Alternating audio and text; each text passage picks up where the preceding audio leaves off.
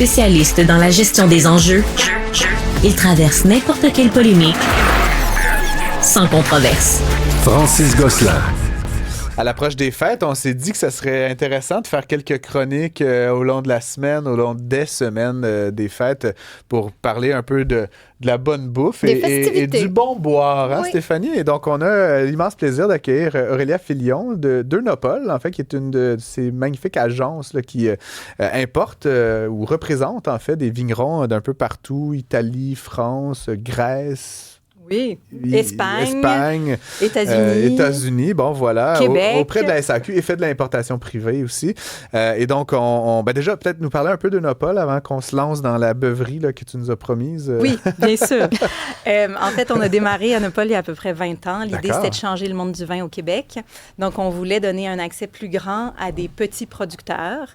Et donc, on a travaillé très, très fort pour essayer de donner un accès, surtout à la SAQ, aux petits producteurs pour que les gens puissent vraiment s'abreuver en producteurs de taille à échelle humaine, qui travaillent généralement bio, qui sont assez naturels dans leurs approches aussi à la cave et qui font vraiment du vin comme les anciens, là, du vin pur. Mais vous en importez comme des millions de bouteilles, là. C'est pas... Oui. C'est pas une petite affaire. C'est pas une petite affaire. Nous avons des petits producteurs. Mais vous le faites. Il y en a plusieurs. Oui, l'idée, c'était de changer le monde du vin au Québec. Il faut quand même en avoir. Vous l'avez un peu fait quand même, on va se le dire. Bien sûr, bien sûr.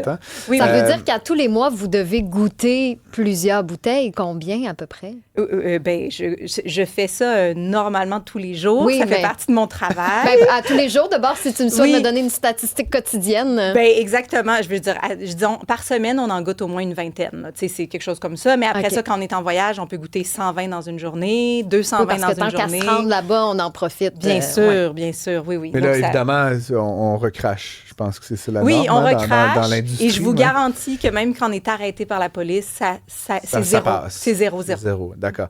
Avant de se lancer toujours dans le truc, vous avez, donc tu as dit depuis 20 ans, un peu une mission justement de changer le monde du vin au Québec. Un peu, on en a parlé, toi et moi, David contre Goliath. Hein, il y avait vraiment, tu parlais des petits producteurs de travail, vraiment la vigne, la cave, la terre et tout ça. Comment ça se passe, cette lutte, comme on pourrait dire? Cette lutte, en fait, ce qui arrive en ce moment, c'est qu'on réalise que le monde du vin plus nature, plus bio, c'est vraiment très à la mode. Donc, le consommateur recherche ça. Et en ce moment, l'industriel, il se retrouve un peu à pas trop être dans le game. Fait qu'il y a vraiment... C'est comme 10% de ce que vend la SAQ au Québec, là? Le segment plus nature bio, tout ça. En fait, c'est vraiment les produits en spécialité par lot, là, tu sais. Mais 90% des vins à la SAQ sont encore des vins industriels. Et en ce moment, ce qu'on voit, c'est que l'industriel reprend un peu les codes du nature et essaye de commercialiser ses vins sous ces codes-là. Et là, le consommateur se retrouve à avoir beaucoup de mal à s'y retrouver parce que, il pense qu'il achète un vin bio, nature de petits producteurs, mais ultimement, c'est du vin industriel. Voilà, on essaye un peu là, de faire un peu de sens dans tout ça pour le consommateur. Et donc, je le disais, ça se voulait une chronique festive de Noël. Oui. Tu nous as apporté des vins, là, ils sont dans des emballages. Donc, je sais pas, est-ce que c'est un concept de quiz que tu nous as préparé, Aurélia Filion? Pas tout à fait. Alors, je voulais vous faire déguster à l'aveugle. Donc, c'est pas un quiz. Je vous quizerai pas, OK? Mais je voulais vous faire déguster à l'aveugle parce qu'à l'aveugle, on sait pas ce qu'on boit. On juge vraiment avec nos sens. Et en fait, l'idée ici, c'était, évidemment, quel meilleur moment pour parler de champagne qu'en ce moment, juste avant les fêtes, le jour de l'an, Noël, tout ça. Donc, j'avais envie de goûter du champagne avec vous. Et en Champagne, on a un peu deux avenues. On a l'avenue des grandes maisons. Les grandes maisons, c'est vraiment les institutions qui ont fait la Champagne, donc qui ont vraiment donné une valeur à ce terroir-là. Ils ont fait aussi beaucoup de marketing pour faire connaître le Champagne. Donne-nous des noms là, qu'on connaisse un peu de quoi il est question. Veuve Clicquot, oui, notamment. Paul Roger. Notamment, voilà. OK, les grandes maisons qu'on connaît. Et voilà. Okay. Et, mais c'est aussi les plus grands acheteurs de raisins en Champagne. Et ils font beaucoup de champagne, énormément de champagne. Donc, c'est assez homogène comme méthode. Il y a des bonnes cuvées là-dedans. Mais bon, c'est une méthode plus industrielle, comme on pourrait dire. Et il y a les petits producteurs qui, eux, travaillent vraiment généralement en bio, travaillent leur sol et font des cuvées un petit peu plus particulières. Et évidemment, les plus grands champagnes de la Champagne viennent des petits vignerons de Champagne. Très bien. Donc, c'est ça qu'on goûte? Alors, aujourd'hui, je voulais faire goûter... Des grandes cuvées de petits vignerons. Écoute, je suis presque intimidé à mon propre micro. Alors, ce qui arrive sur le marché, ce qui est très particulier, c'est que les grandes maisons vendent à des grands prix. Parce qu'ils ont beaucoup de marketing à mettre. Puis, tu sais, ils ont comme... C'est un peu bling-bling, les grandes maisons, tu sais. Veuve Clicquot, 100 $, 80 quelques. Voilà. Les plus petits producteurs, ils vendent à des meilleurs prix. Et c'est vraiment les meilleurs rapports qualité-prix pour le consommateur, vraiment. Et là, ce que je voulais faire, c'était juste comme qu'on goûte 3 champagnes et qu'on se dise ceux qu'on préfère. Ça se peut que vous préfériez la grande maison parce que j'ai une grande maison là-dedans, mais j'avais envie de tenter l'expérience avec vous pour qu'on... Puis après ça, on parle des 2 vins Onopole parce qu'il y a 2 vins Onopole là-dedans, puis ça me fait plaisir de vous aiguiller. Un vin non Onopole, imagine-toi. Le pirate! Aurélia, tu nous sers, c'est ça? Voilà, je me lève et je vous sers.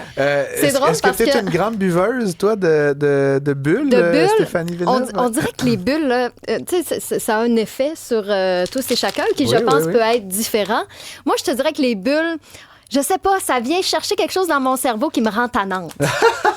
Fait que, ça augure bien pour le reste de l'émission. Ça augure très, très bien. Bon. Mais c'est drôle parce que j'avais un party de Noël vendredi dernier. D'accord. Et il y a un collègue qui me racontait, hey, au moment de servir là, le mousseux, j'étais allée dire, qui voulait un mousseux? Et là, sa belle-mère, un peu petit doigt en l'air, a dit, ce n'est pas un mousseux, c'est un champagne. C'est pas la Donc, même j'imagine chose. que c'est le genre de discussion aussi quand même qu'on a pendant le temps des fêtes avec les familles. Aurélia n'est plus à son micro, là, mais elle va pouvoir nous dire dans un instant que la Champagne, n'est-ce pas, c'est une région de la France qui porte le nom de Champagne. Et donc, ce qu'on appelle le Champagne, en fait, c'est un produit qui vient de cette région géographique-là.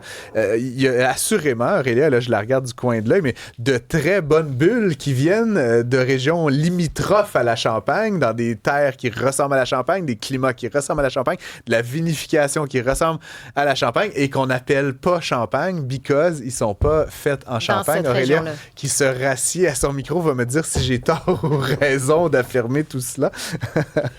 Oui, OK. Ouais. Donc, oui, on peut... Oui, ben, toute la zone mousseuse. L'Alsace, la Bourgogne, je sais pas, il y a... Des créments. Des créments, voilà, c'est on ça. Met plein de créments. Par contre, ce n'est pas des terroirs qui sont comme la Champagne. Il faut quand même, tu sais, je veux dire...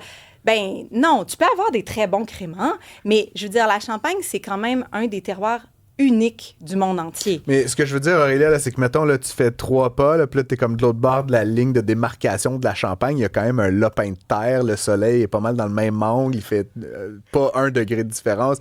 Ça doit goûter un peu comme un champagne, non? Mais tu sais, je veux dire, les appellations ont quand même été réfléchies pour essayer d'aller chercher le plus. Mais oui, tu as raison, Francis, que pas loin, tu pourrais planter de la vigne puis peut-être avoir quelque chose qui est semblable. Mais quand même, l'appellation est délimitée. Tu pourrais pas appeler ça du champagne. Puis elle est délimitée avec intelligence. Là. Il y a eu des moines qui ont fait plein de tests. Tu sais, c'est pas juste de même. Là. Il nous reste 3 minutes. Oh my God! 1 minute par 20. Oui, let's go! On commence par celui-ci. Oui, celui qui est le plus à votre pour votre ceux qui nous regardent, ben, vous voyez, on tient une coupe de vin. Pour ceux qui nous écoutent, ben, je vais quand même essayer la chose. Donc, premier vin, OK? Good, vous pouvez cracher si vous voulez, vous pouvez avaler comme vous voulez. Là, on ne dira pas c'est quoi, mais on va y aller vite parce qu'on veut quand même vous parler des 2 autres vins. On enchaîne. Goûtez l'autre vin. Okay. Deuxième, santé. C'est bon. J'espère que mon prochain invité ne nous regarde pas encore. Moins mon genre. OK. Troisième. Je suis en retard sur la fête, là, moi, les amis. Et là, il y a des gens qui nous écoutent à la radio. Fait qu'on va essayer quand même de remplir un peu l'espace. OK. Aurélia, raconte-nous. Oui, donc là, je vous raconte. Donc là, on a goûté 3 vins. Moi, ce que je trouve très intéressant, c'est que le premier, je ne sais pas si vous remarquez, mais il est un petit peu fermé, un petit peu très subtil, un petit peu, moi je dirais un petit peu éteint. C'est assez, tu sais, il n'y a pas beaucoup de personnalité. Les 2 autres sont très, très, très présents dans leur personnalité. Ouais. On sent des nez qui ont vraiment une complexité, c'est unique. La bouche, il y a vraiment de la prise de bouche. Là. Tu sens de l'acidité, mais tu sens aussi des textures en bouche. Là, donc, pour Francis, c'est lequel le pirate? Le pirate, je sais pas, honnêtement. Le dernier, peut-être. Alors, non, le premier, c'est notre pirate. Le premier, les 2 autres sont les vins Onopole. Alors, je vous parle des vins. Vas-y. Hey, c'est un essai, OK? J'ai essayé de faire de l'aveugle. Non, parce que les gens nous écoutent et alors, je pense premier vin, on goûte les acheter. Champagne Tarlan. Donc, Champagne Tarlan, 0 dosage. C'est un assemblage de Pinot Meunier, Chardonnay et Pinot Noir. T-A-R-L-A-N. Oui, T-A-R-L-A-N-T. Et donc, Champagne Tarlan. Et c'est vraiment un champagne d'apéro, mais qui a de la personnalité. Ça goûte le vin. Un peu passe-partout. Oui, là, passe-partout. Ouais. Vraiment pour les huîtres, le saumon fumé, vraiment très, très le fun pour l'apéro. Grosso modo? On est autour de 60. OK? Ça, c'est pas Eunopol. C'est Eunopol. C'est Eunopol. Et c'est une famille qui préserve les cépages autochtones, qui travaille en bio. C'est super bon. C'est vraiment parfait comme champagne de jour de l'an. Pour moi, là, c'est comme tu manges des affaires d'apéro tout le temps, c'est facile. Boire, OK? Là, oui. Ça, c'est le deuxième, Francis. Ce que tu bois, là, c'est pas ça, là. C'est le deuxième. Là. Vas-y, bois-le, le deuxième. Le deuxième? Oui, c'est ça. Okay. OK. Après ça, je vous parle du troisième. Donc, le troisième, Champagne Sainte-Anne. Donc, ici, c'est un assemblage de Pinot Noir et de Chardonnay. Puis là, on est sur quelque chose, là, tu sais, là, qui a plus de personnalité encore, d'après moi, là, tu sais, qui goûte le vin, là, et qui, en fait, pour moi, serait, pourquoi pas, dans le temps des fêtes, de boire, de manger tout un repas en buvant du champagne. Moi, c'est comme, genre, ça, je trouve ça comme extraordinaire. C'est pas juste l'apéro. Redis-nous le nom. Champagne Sainte-Anne, Chartogne-Taillet. Champagne Chartogne-Taillet, c'est la cuvée Sainte-Anne. Oui, ça. Taillet, T-A-I-L-L-E-T. Chartogne-Taillet. Donc, on est à peu près aussi dans les mêmes prix. Soixantaine. OK?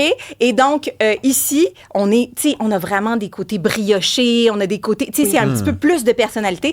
Puis là, ça, moi, je pense que ça pourrait marcher sur tout un repas là, de Noël. Ça se marie bien tourtière, avec... dinde. Oui, avec tout. Je veux dire, après ça, ça sera pas un accord parfait, mais ça va être un accord festif. Exact. Puis surtout, le vin a assez de personnalité qui va tenir vraiment sur toutes ces bonnes bouffes. Là. Et notre pirate? Ben ça, je peux pas vous le dire, mais je te laisserai deviner. Ben, je sais pas si tu as un Veuve Clicquot, genre, ou un truc... Alors, c'est un vin plus bling-bling, plus connu. Okay. Et effectivement, moi, dans ma conception de ce que le champagne devrait être, on paye beaucoup pour une bouteille. On devrait avoir du vin dedans. Ici, c'est pas qu'on n'a pas de vin, mais c'est un petit peu... La bouteille est vraiment flashy, mais le vin, il est pas flashy. C'est comme... c'est un petit peu éteint, c'est un petit peu... C'est très doux, mais ça, c'est comme... Oui, c'est un truc avec des bulles, plus que je trouve un vin. Un truc avec des bulles. Un truc avec des bulles. Mais, tu sais, et là, tu vas pas nous dire le nom de ce que tu appelles le truc avec les bulles, mon Dieu.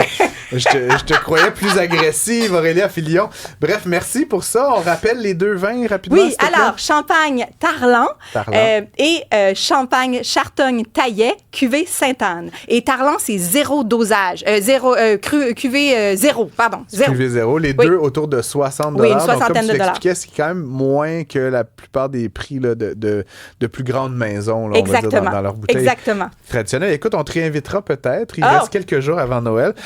Les bulles, c'est le fun. Il y a des blancs, il y a des rouges qu'on peut boire à Noël. Bien sûr, j'aurais pu vous faire un truc classique, là, mais je trouvais ça tellement le fun de parler de champagne, puis surtout de cette dualité entre les grandes maisons puis les petits producteurs. Puis vraiment, je trouve que cette année, faites-vous plaisir, puis cherchez des petits producteurs parce que vous en avez tellement plus pour votre argent. Ça vaut le coup. La prochaine fois, on se prévoit une demi-heure, je pense, pour ce segment-là, Stéphanie. Merci beaucoup, Aurélia Filion. Je rappelle que tu es de chez Eunopol et que vous êtes donc cette agence qui représente des vignerons à petite échelle, à échelle humaine. On peut trouver les produits dans pas mal toutes les SAQ au Québec, je crois. Oui, exactement. Le Tarlan, le Chartogne-Taillet, cuvée Sainte-Anne. Cuvée Sainte-Anne. Donc, merci beaucoup et on se retrouve très bientôt, Aurélia. Ça me fait plaisir. Au plaisir, bonne fête. Joyeuse fête.